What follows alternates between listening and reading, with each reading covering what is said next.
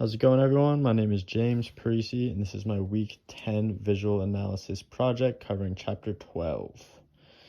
So to dive on into it, I'm going to go on to this first image. And this is talking about Chapter 12 and kind of the thesis behind it.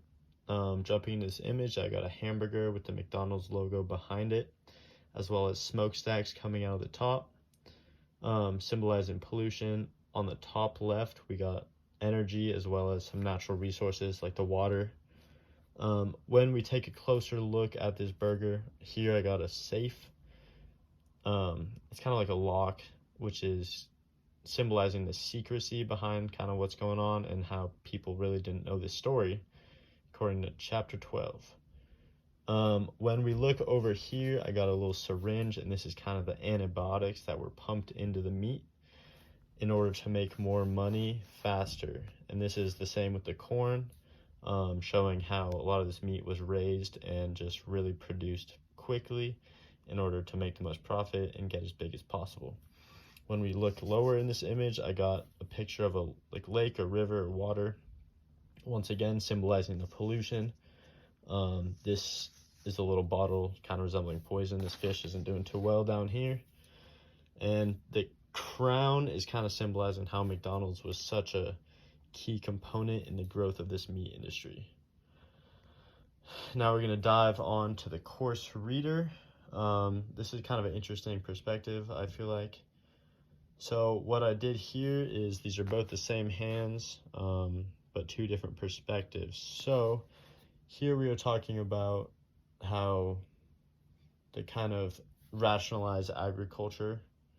And I'll dive into that. So up top, we got the elements, and they're caged in, as well as a hand holding the globe, money symbol, and the wheat or corn, as well as a fence. Down here, we got some more people.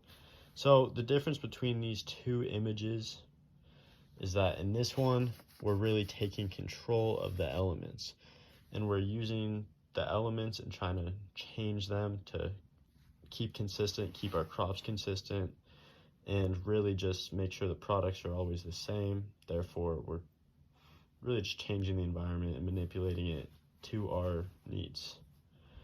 On this right side, as you can tell, there's an orange in this hand instead of the globe this time, and the elements are not caged in. And this is really kind of demonstrating the fact that there's two ways to look at this argument. The first way is really manipulating nature, and the second way is manipulating how we use the product from nature, regardless of how it comes out. So, kind of like the oranges within the course reader, there was lots of kind of like things that went wrong with the oranges, but the orange companies really found a way to use their product to the advantage, and they still have plenty of consumers and plenty of money. So less product, but they sold it for more. There was higher demand versus staying the same and kind of going for the most money as well. Just really two different perspectives here. So next, based on the fact that we really didn't have a case study within the lecture this time, we were asked to figure out our own kind of idea and thesis based on the chapter and stuff we learned. So I took this as a way to look at it as we got two animals here, two waste here, but used in different ways. So in the first one, we're jumping back in history to when pigs would roam the streets, eat trash. So no waste, but they would still provide meat for the families that needed it and the kind of communities that really needed it, while still cleaning up and providing as almost like a benefit to actually the ecosystem. Down here, we're jumping down to the McDonald's times where meat is really just processed and produced at rapid rates and thrown out into the public. And I'm going to try to keep this under 5 minutes, so I'm going to hurry up a little bit. But here's the difference. So we got the meat, which actually had less waste and still was a benefit. And here we got people using cows to make burgers and patties, and we're just running through it in plenty more waste than there was before. Jumping on to the fourth, we are now looking at the discussion that we had for week 10. and kind of two perspectives that could have been taken from it. So after reading this chapter, we were asked, do we think that if everyone knew this information, if people would change their diet? So we got a plant-based diet and a meat-based diet. Over here, we're looking at a heart as well as a globe within. And here we're looking at a bunch of different images that I'm about to go into.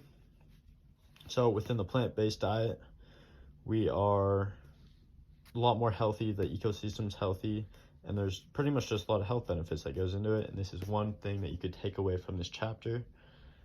Vice versa, this individual still loves his meat, still wants the meat, and is kind of being manipulated by these factories. We got the smokestacks coming out resembling more pollution, the money eyes resembling greed, information that's being pumped out into the public via McDonald's and the meat industry, which is them leading to pollution to the earth and the ecosystems. And then down here we got the man with meat on his mind, and he's happy to stay like that. So here's the two different perspectives. I think people would really either go to a plant-based diet based on this information or stay the same. A lot of people already know this information are staying the same. A lot of people don't know this information are going like this. So it's kind of an interesting debate. All right, here's my project. Thanks for watching.